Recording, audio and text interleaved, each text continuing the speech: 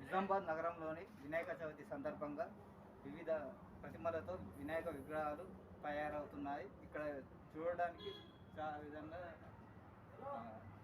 మంచి విగ్రహాలను కలర్ఫుల్గా తయారు చేశారు.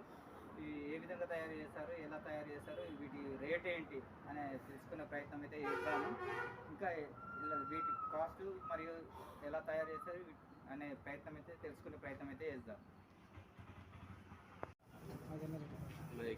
మాది ఎల్లారెడ్డిపల్లి సార్, ఇందలవాయి మండల్, ఎల్లారెడ్డిపల్లి, నిజామాబాద్ డిస్టిక్.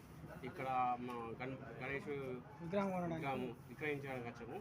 ప్రతి సామాన్యుడికి అందుబాటులో ఉండేటట్టు మంచి రూపకల్పన చేసిన వారు బాగున్నది. ప్రతి ప్రతిమ కూడా గణపతి విఘ్నేశ్వరుడిది బాగున్నది. అనుకూలంగా రేట్లకు బాగున్నాయి. ప్రతిసారి మేము ఎప్పుడైనా ఇక్కడికి మాకు అందుబాటులో ఉంది కాబట్టి ఇక్కడికి వస్తాము. ఇక్కడ నుంచి మేము కొనుగోలు చేస్తాము. గణపతి బాగున్నది. అన్నిటికీ సౌకర్యంగా ఉన్నది. రేట్లు కూడా ప్రతి వారికి అందుబాటులో ఉండేటట్టు బాగున్నాయి.